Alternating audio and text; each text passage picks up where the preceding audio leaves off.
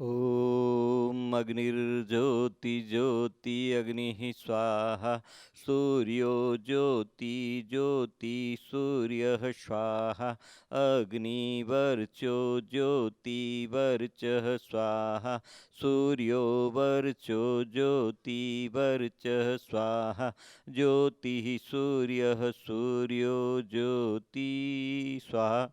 ओम भूर्भुवः स्वः दीपस्य देवताय नमः।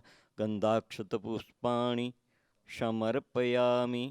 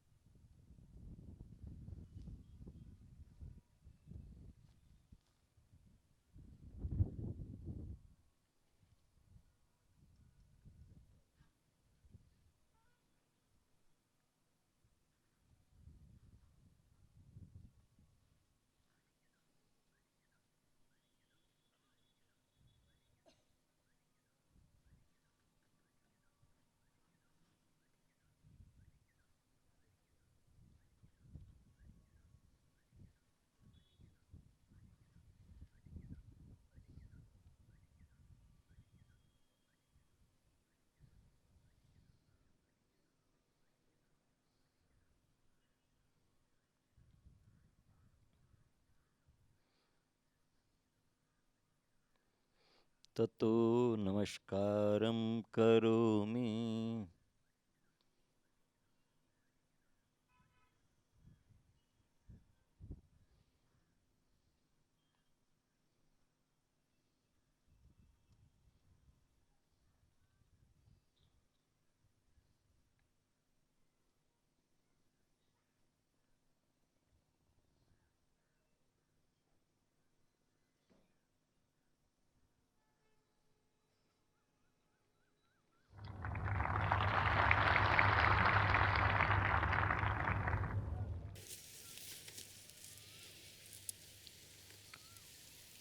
गुरु सत्ता का आवाहन करेंगे। ओम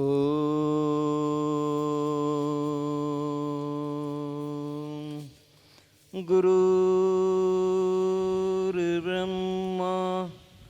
गुरुर्विष्णुः गुरुर्देवो महेश्वरः गुरुर्साक्षात् परब्रह्म तस्मै श्री गुरवे नमः।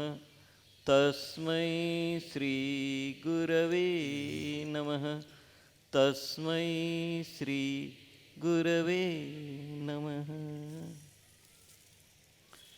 आप सभी की ओर से मैं गुरुदेव से प्रार्थना करता हूँ, विनती करता हूँ, गुरुदेव कृपया अमृत बरसाइए। गुरुदेव कृपया अमृत बरसाइए। गुरुदेव कृपया अमृत बरसाइए।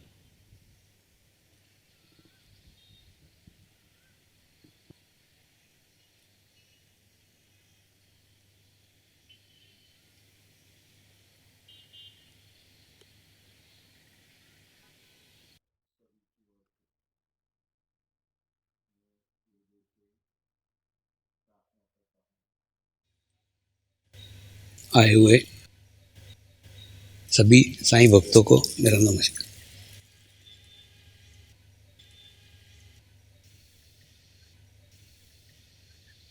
आज के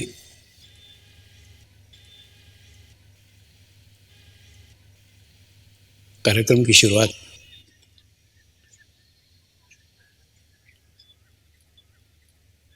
दक्षिण भारत के राज्य विजयनगर की एक कहानी से करने जा रहे हैं।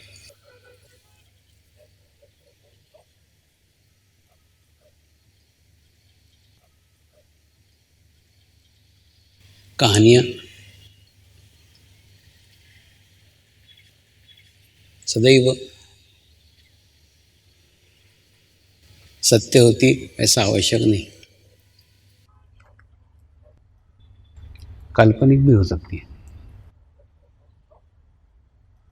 लेकिन प्रत्येक कहानी में एक संदेश, एक मैसेज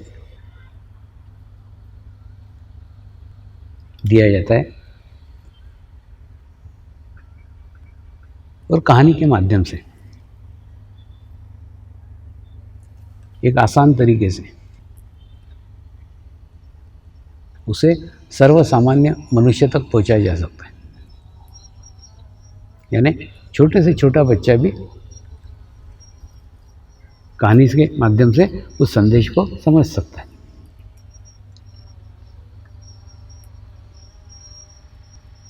ऐसी ही आज की कहानी है। आज की कहानी विजयनगर राज्य की कहानी है। दक्षिण भारत में विजयनगर नाम का एक राज्य था। वहाँ का राजा खूब प्रतापी, खूब अच्छा शासक और अच्छी राज्य व्यवस्था दिखने वाला था। तो समस्या ये खड़ी हो गई कि राजा निसंतान था और जब राजा की मृत्यु हुई तो मृत्यु के बाद में एक बहुत बड़ी समस्या राज्य के सामने खड़ी हो गई कि राजा के बाद में इस सिंहासन पे किसे बिठाया जाए, कौन ऐसा योग्य व्यक्ति है जो भूतपूर्व राजा की जगह ले सके, वैसे ही शासन व्यवस्था देख सके, वैसे ही राज्य का कारोबार देख सके। तो बाद में मंत्रिमंडल की आपातकालीन बैठक हुई और आपातकालीन बैठक होने के बाद फिर भी अलग अलग मतांतर थे और कोई भी निश्चित नतीजे के ऊपर कोई भी पहुंचने को तैयार नहीं था। किसी के कुछ मत थे, किसी के कुछ मत थे। तो पूरा मंत्रिमंडल ही ये डिसाइड नहीं कर पा रहा था, ये निश्चित नहीं कर पा रहा था कि राजा किसे बनाया जाए। तो सर्वानुमति से उनके मंत्रिमंडल में एक प्रस्ताव पारित हुआ कि हम एक काम करते हैं, भूतपूर्व राजा अपने राज्य के सारे महत्वपूर्ण निर्णय राजगुरु के आश्रम में जाके करता था, उनकी सलाह से करता था, उनकी मदद से करता था। तो हम भी सब जाकर के उनको रिक्वेस्ट करते हैं, उनको विनती करते हैं। तो सब लोग दूसरे दिन सवेरे वहाँ के राजगुरु के आश्रम में गए, उनकी चरण वंदना की, उनको प्रार्थना की कि हमारे सामने एक बहुत बड़ा संकट खड़ा हो गया है, हमारे राजा की मृत्यु हो गई है और मृत्यु के बाद किसे राज सिंहासन पे बिठाया जाए, ये बहुत बड़ा प्रश्न सबके सामने खड़ा हो गया। तो हमारी इच्छा है इस संकट में से आप हमें बाहर निकालिए, आप हम में से जिस व्यक्ति को राजा के लिए चुन लेंगे, हम उस व्यक्ति को राजा के रूप में स्वीकार कर लेंगे, आप निर्णय लीजिए। लेकिन राजगुरु ने कुछ विचित्र ही निर्णय लिया। राजगुरु ने कहा, आप सब अपने राजधानी जाइए और कल सुबह इस राज्य के सीमा में जो भी व्यक्ति सर्वप्रथम प्रवेश कर जाएगा उसको राजा बना दीजिए। ये मेरा निर्णय है। सबने मान्य कर लिया। दूसरे दिन सवेरे 4 बजे से ही पूरे सड़कों को धोया गया, सड़कों पे अच्छी रंगोली निकाली गई, सड़कों पे हार फूल लगाए गए, वहाँ के गेट को खूब सजाया गया, खूब दिए लगाए गए और उसके राजधानी के सीमा के द्वार के ऊपर खूब बैंड बाजे के साथ, नृत्यांगनाओं के साथ, वाद्य वृंद के साथ सब राज्य के लोग एकत्र हो गए और सुबह से 4 बजे से प्रतीक्षा करने लग गए कि कौन हमारा भावी राजा है, कौन राजा आने वाला है, कौन व्यक्ति आने वाला है, किस व्यक्ति को इस देश का राजा बनाने वाले हैं। सबको जिज्ञासा थी और सब लोग खूब उत्सुकता से सुबह 4 बजे से अपने नए राजा का इंतजार कर रहे थे, राह देख रहे थे। तो 4 बज गए, 4:30 बज गए, 5 बज गए, 5:30 बज गए, कोई आया ही नहीं। तो बड़े निराश हो रहे थे, कोई भी नहीं आया। क्या हमारे देश का कोई राजा ही नहीं होगा? हमारे देश में कौन राजा होगा? तभी 6 बजने को 5-1 मिनट कम ही थे। उसी समय अचानक पड़ोसी राज्य का भिखारी रामू भीख मांगते मांगते मांगते उस राज्य से तंग आ गया, चलो इस राज्य में आके मांगते हैं, ऐसा सोच करके वो इस राज्य में प्रवेश कर गया। और जैसे ही इस द्वार से प्रवेश कर गया, सब लोग दौड़ते दौड़ते आए, महाराज महाराज महाराज। तो जैसे ही सिपाहियों को अपनी ओर दौड़ते देखा तो रामू को लगा शायद यहाँ भीख मांगना मना है, कानूनी जुर्म है, इसलिए मुझे पकड़ने के लिए आए। वो भागने लग गया, उसके पीछे सैनिक भागने लग गए। उसके बाद में 2 सैनिकों ने जाके उसको पकड़ लिया और 2 सैनिकों ने जाके पकड़ लिया और 2 सैनिकों ने उसको हार पहना दिया, महाराज महाराज महाराज। तो रामू भिखारी बेचारा बता रहा था, मैं रामू भिखारी हूँ, मैं राजा नहीं हूँ, पड़ोस के राज्य में भीख मांगता हूँ, पड़ोसी राज्य का भिखारी हूँ, रामू भिखारी, रामू, मेरा नाम रामू। मंत्रियों ने कहा, महाराज आप कल क्या थे उसको हमको कुछ लेना देना नहीं है, आपका नाम क्या है उससे भी हमको कुछ लेना देना नहीं है, आप कौन से राज्य से आए उसको भी हमको कुछ लेना देना नहीं है। हमको हमारे गुरुदेव ने कहा है कि जो भी व्यक्ति इस राज्य के सीमा में प्रवेश करेगा वो तुम्हारा भावी राजा है। आज आपने हमारे राज्य के सीमा में प्रवेश किया है, आज से आप हमारे राजा हैं। अब पहले आप कौन थे उससे हमको कुछ लेना देना नहीं है। रामू ने बेचारे खूब समझाने का कोशिश किया, मैं राजा के लायक नहीं हूँ, मेरे को राज्य कारोबार का कोई आदत नहीं है, मेरे को कुछ उसका जानकारी नहीं है, मैं रामू भिखारी हूँ, मुझे छोड़ दो, मुझे छोड़ दो। कोई उसको सुनने को तैयार ही नहीं था।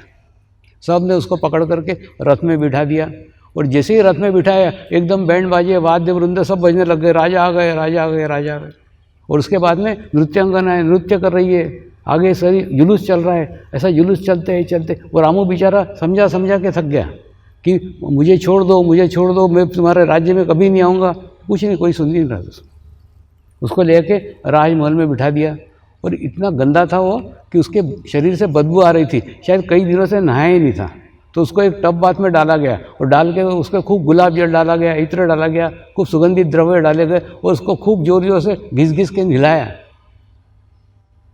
नहलाया तो खूब गंदा पानी निकला, क्योंकि कई दिनों से नहाया ही नहीं था, उसके शरीर से बदबू आ रही थी। उसके बाद में उस टब में से उसको बाहर निकाला, खूब अच्छे से वस्त्र पहनाए, उसके बाद में खूब अच्छे जेवर पहनाए, उसके बाद में खूब अच्छी पगड़ी पहनाई, खूब अच्छा कोट पहनाए, खूब अच्छे से तैयार करके उसको राजमहल के राज दरबार में लाया गया। और राज दरबार में लाने के बाद में राज सिंहासन पे बिठाया गया और राज सिंहासन पे बैठने के बाद में उसका राज तिलक किया गया है। वहाँ के मंत्रियों ने, वहाँ के ब्राह्मणों ने, वहाँ के गुरुओं ने, सब ने मिल करके उसका राज तिलक किया और मंत्रियों ने उनके सर के ऊपर सोने का मुकुट रखा और जैसे ही मुकुट रखा उसको 21 तोपों की सलामी दी गई और उसके बाद में सब ने उसको वंदना किया, नमस्कार किया और सब लोग खुश हो गए, सब लोग प्रसन्न हो गए कि हमारे देश को नया राजा मिल गया। और ऐसा सब चल ही रहा था। तो वहाँ पे खूब आसपास के राज्य के राजदूत आके खड़े थे और प्रत्येक राजदूत आगे आता था, आगे आकर के उसके हाथ में नजराना रहता था और नजराना लेकर के उसमें हीरे रहते थे, मोती रहते थे, अच्छी मिठाइयाँ रहती थी, अच्छे फल रहते थे, अच्छे फ्रूट्स रहते थे। ऐसा नजराना लेके रामू भिखारी के पास आता था। जैसे सिंहासन के पास आता था ये रामू भिखारी उठ के खड़ा हो गया था, दे दे दे दे दे दे। वो तो देने को ही आए थे, लेकिन इसकी आदत पे इसका नियंत्रण नहीं था, क्योंकि कोई भी संपन्न व्यक्ति दिखा, कोई भी अच्छा व्यक्ति दिखा तो ये तुरंत भीख मांगने के लिए इसके दोनों हाथ खड़े हो जाते थे, दे दे दे दे दे दे। एक बार हुआ, 2 बार हुआ, 3 बार हुआ। 3 बार होने के बाद में इसको खूब आत्मग्लानि हुई। ये राज दरबार छोड़ करके अपने राजमहल में चला गया।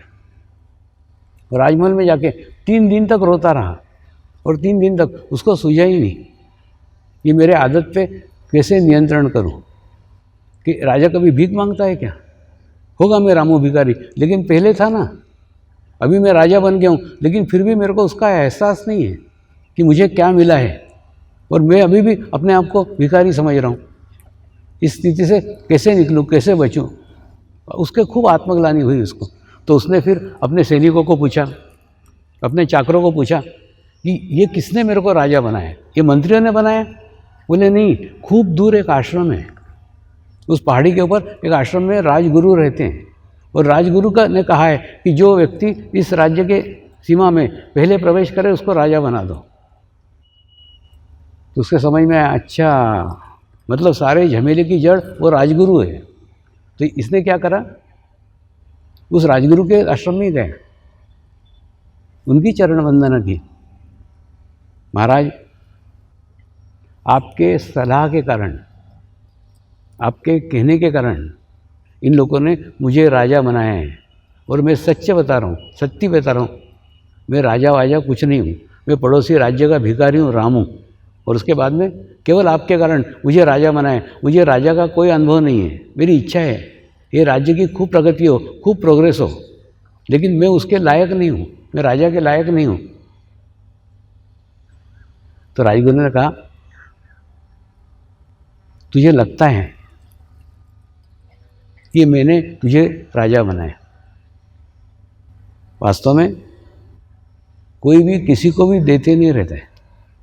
हम सब माध्यम हैं, जिसके कर्म समाप्त होते हैं उसको आगे का रास्ता मिलता है, आगे का मार्ग मिलता है। तो इतने दिनों तक तेरे कर्म थे, ये तो भिखारी के रूप में भोग रहा था, तेरे कर्म समाप्त हो गए, अब अच्छे कर्म चालू हो गए, तो तू राज को भोगेगा, तो अच्छा राजा सिद्ध होगा। तो उसने कहा नहीं नहीं, लेकिन कैसे सिद्ध होगा? मेरे सामने जब भी कोई नजराना लेके आता है ना, तो मैं भीख मांगने को खड़ा हो जाता हूँ, मुझे दे दे दे दे करके। उसने बस इतनी सी बात है ना, ये आदत के ऊपर तो ऐसे ही कंट्रोल किया जा सकता है, ऐसे ही नियंत्रण किया जा सकता है। एक काम कर, अब तू 45 दिन का अनुष्ठान कर, मेरे आश्रम में रह और 45 दिन का अनुष्ठान कर। और 45 दिन का अनुष्ठान में क्या करने का? दोनों हाथ ऐसे पीछे बांधने के और हाथ बांध करके एक मंत्र का जाप करने का है, मैं राजा बन गया हूँ, मैं राजा बन गया हूँ, मैं राजा बन गया हूँ, मैं राजा बन गया हूँ। ये मंत्र का जाप कर, 45 दिन के अंदर तेरी ये आदत समाप्त हो जाएगी। तो राजा ने उसके ऊपर पूर्ण विश्वास रखा और उस आश्रम में ही रहने लग गया। 45 दिन का अनुष्ठान किया उसने, और अनुष्ठान में दोनों हाथ पीछे बांध कर रखता था और मंत्र बोलता था, मैं राजा बन गया हूँ, मैं राजा बन गया हूँ, मैं राजा बन गया हूँ, मैं राजा बन गया हूँ। 45 दिन का अनुष्ठान समाप्ति के बाद फिर गुरुदेव ने कहा, अब हो गया, तेरा मंत्र सिद्ध हो गया, अब एक काम कर, तू जाकर के सिंहासन पे बैठ और अपना राज्य कारभार चला। उसने कहा ठीक है। वो अपने फिर राज दरबार में आया, राज दरबार में आकर के फिर बैठा और बैठने के बाद में वहाँ पे भी वही चल रहा था, दोनों हाथ पीछे बांध के रखे हुए थे ऐसे, जैसे मैंने बांध के रखे ऐसे, और उसके बाद में मंत्र जाप चल रहा था, मैं राजा बन गया हूँ, मैं राजा बन गया हूँ, मैं राजा बन गया हूँ, मैं राजा बन गया हूँ। उसके बाद में फिर वही प्रकार हुआ, आसपास के राजदूत आए, राज्य के राजदूतों ने आकर के उसको नजराना पेश किया, महाराज ये हमारे देश के राजा ने आपके लिए नजराना भेजा है। रामू भिखारी के हाथ फिर दे दे करने के लिए उठे थे, यहाँ तक उठे थे, यहाँ तक, और यहाँ तक उठते उठते जैसे यहाँ तक आए उसको याद आ गया मैं रामू भिखारी नहीं हूँ, अब मैं राजा बन गया हूँ। तो हाथ भीख मांगने को नहीं उठे और उसके हाथ यहीं रुक गए, यहाँ तक आकर रुक गए, लेकिन भीख मांगने को नहीं उठे। यानी रामू ने अपनी आदत के ऊपर, अपने भूतकाल के ऊपर नियंत्रण पा लिया और उसके बाद में वही रामू भिखारी खूब अच्छा राजा सिद्ध हुआ और उसने कई सालों तक खूब अच्छे से राज्य चलाया। ये कहानी रामू भिखारी की नहीं है। इस कहानी में रामू भिखारी की जगह आप अपने आप को रख करके देख लो, ये आपकी कहानी है।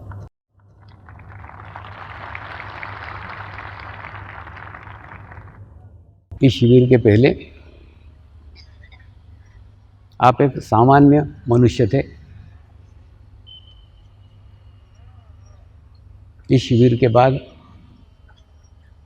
आपको आत्म साक्षात्कार प्राप्त हुआ है, आत्म अनुभूति प्राप्त हुई है, आपकी अंतर्मुखी यात्रा प्रारंभ हो गई है।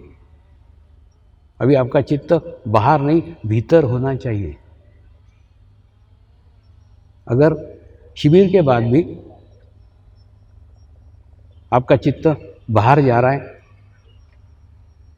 आपका चित्त दूसरों के दोषों के ऊपर जा रहा है, तो समझ लो आपकी स्थिति भी रामू भिखारी जैसी है। यानी तुम्हारे कर्मों के कारण तुमको आत्म साक्षात्कार प्राप्त हुआ है, लेकिन आत्म साक्षात्कार का कुछ एहसास नहीं है कि आपको क्या मिला हुआ है। देखो, क्या मिला उसको कोई महत्व नहीं है, उससे भी महत्वपूर्ण है क्या मिला उसका एहसास आपको हो कि आपको क्या मिला है। आत्म साक्षात्कार जन्मों जन्मों की प्रक्रिया के बाद प्राप्त होता है और इसके अंदर क्या घटना घटित होती बताता हूँ। जैसे समझ लो एक गंदे पानी की टंकी है, उस टंकी के अंदर खूब गंदा पानी भरा हुआ है, लेकिन निकलने को रास्ता ही नहीं है, निकलने को मार्ग ही नहीं है। निकलेगा कैसे? तो क्या करता है, सामूहिकता के अंदर सदगुरु उसके अंदर एक छेद कर देता है। उस छोटे से छेद में से आपको ही आपके अंदर का गंदा पानी धीरे धीरे धीरे धीरे धीरे धीरे धीरे धीरे निकालने का है। ठीक उसी प्रकार से आत्म साक्षात्कार में क्या हुआ? कुछ नहीं हुआ। एक छोटा सा रेशा, एक छोटी सी संवेदना की भाव वो आपके अंदर से गया, सभी चक्रों से गुजरते हुए सहस्रार तक पहुंचा, आपके हाथ में वाइब्रेशंस के रूप में महसूस हुआ। छोटा सा रेशा, उसमें एकदम कुछ नहीं हुआ है, एकदम सारा कोई चमत्कारिक नहीं है, इसमें कुछ नहीं है ऐसा कि एकदम जादू की फूंक कर दिया कि सब हो गया। ये साधना है, नियमित साधना है। अगर नियमित साधना करोगे तो धीरे धीरे रोज प्रैक्टिस करोगे, रोज थोड़ा थोड़ा थोड़ा थोड़ा थोड़ा थोड़ा, जब जैसे आपकी शक्ति नीचे से लेकर के सहस्त्रार तक आएगी, बाकी सभी चक्रों को वो शक्ति देगी, सभी चक्रों को वो ऊर्जा देगी। ऊर्जा देने के बाद में आपके सभी चक्र अच्छे हो जाएंगे, और जब सभी चक्र अच्छे हो जाएंगे तो आपकी सभी नाड़ियाँ शुद्ध हो जाएगी। सभी नाड़ियाँ शुद्ध हो जाएगी तो क्या होगा? उसके बाद में आपके जीवन के सभी समस्याएं, सभी प्रॉब्लम दूर होंगे। जीवन की सारी समस्याएं, मेरे शब्दों को समझना थोड़ा, जीवन की सारी समस्याएं, सारी बीमारियां, सब कुछ इन्हीं चक्रों से संबंधित है। अगर आपके ये चक्र अच्छे हो गए, आपकी नाड़ियाँ अच्छी हो गई, तो आप एक संतुलित व्यक्ति हो जाएंगे, आप एक बैलेंस व्यक्ति हो जाएंगे। अपने आप को बैलेंस करने में, अपने आप को संतुलित करने में सबसे बड़ी अड़चन, सबसे बड़ी प्रॉब्लम, सबसे बड़ी दिक्कत क्या होती है पता है? वो है हमारा भूतकाल। भूतकाल की बातें, भूतकाल की आई हुई घटनाएं, भूतकाल में आए हुए बुरे व्यक्ति, भूतकाल में आई हुई बुरी घटनाएं हमको जितनी बार बार याद आती है उतनी अच्छी घटनाएं याद नहीं आती। अब आपके जीवन का निरीक्षण करो तो आपको बुरी बुरी घटनाएं इतने पहले पहले की याद आएगी। कुछ याद आती है और कुछ हमारे सबकॉन्शियस माइंड में स्टोर रहती है, यानी याद नहीं आती। हम भूल भी चुके रहते हैं लेकिन अंदर बराबर रहती है स्टोर। जैसे मैं कहता हूँ कि नहीं, आप कोई भी कर्म कर रहे हो, आपको लगता कोई नहीं देख रहा है, कोई नहीं देख रहा है, ऐसा नहीं। तुम्हारी आत्मा सतत तुम्हारे पे निरीक्षण करते रहती है। तुम कौन सा अच्छा कर्म कर रहे हो, तुम कौन सा बुरा कर्म कर रहे हो, बराबर सब देखते रहती है। और उसके बाद में जैसे आपकी आत्मा प्रकाशित हो जाती, बराबर आपने किए हुए बुरे कर्म आपको दिखना प्रारंभ हो जाते। एक बार जैन मुनियों का एक शिविर लिया था। उस जैन मुनियों के शिविर में एक जैन मुनि को 50 साल पहले उसके हाथ से एक बिल्ली का बच्चा मर गया था, वो याद आ गया और वो रोने लग गया। वो बोले, स्वामी जी इतने दिनों के अंदर कभी उसकी याद नहीं आई, वो घटना भी याद नहीं आई, लेकिन वो घटना घटी थी, वो बचपन में घटी हुई घटना आज भी मेरे सबकॉन्शियस माइंड में थी। जैसे ही आत्म साक्षात्कार को प्राप्त हुए, जैसे ही प्रकाशित हुआ, सारी गलतियाँ, सारे दोष, सारे पाप सब सामने नजर आ जाते हैं। ऐसी एक घटना एक डॉक्टर के जीवन में भी हुई। जो डॉक्टर गर्भपात करने के लिए एक्सपर्ट माना जाता था। बहुत पुरानी घटना है, अभी तो अपने यहाँ उसको अवैध कर दिया है। लेकिन जैसे ही उसकी जागृति हुई, जागृति होने के बाद में उसने उसके जीवन काल में जितने गर्भपात किए थे सब एक एक उसके सामने नजर आने लग गए। रात भर नींद नहीं आती थी। उसने कहा, स्वामी जी जब किया तब नहीं पता चला, लेकिन जैसे ही आत्मा साक्षात्कार प्राप्त हुआ, आत्मा जागृत हुई, आत्मा का प्रकाश हुआ, उस प्रकाश में सब दिखने लग गया। स्वामी जी मैं तो कसाई से भी बुरा आदमी हूँ। कसाई तो भी एक छुरी से एकदम गर्दन काट डालता है, या हम एक थप्पड़ से मच्छर को मार देते हैं, एक थप्पड़ से एक मक्खी को मार देते हैं। मैंने तो कई बच्चों को टुकड़े कर कर के मारा है, एक एक टुकड़ा तोड़ता था उसका, और तोड़ तोड़ के उस बच्चे को नष्ट करता था। उस बच्चों के चेहरे रात भर मेरे सामने घूम रहे हैं। तो उसके बाद में इतने आत्मग्लानि में गया कि उसने अपने डॉक्टर का पेशा ही छोड़ दिया, और उसके बाद में वो एक शिक्षक का पेशा अपना के बच्चों को पढ़ाने लग गया।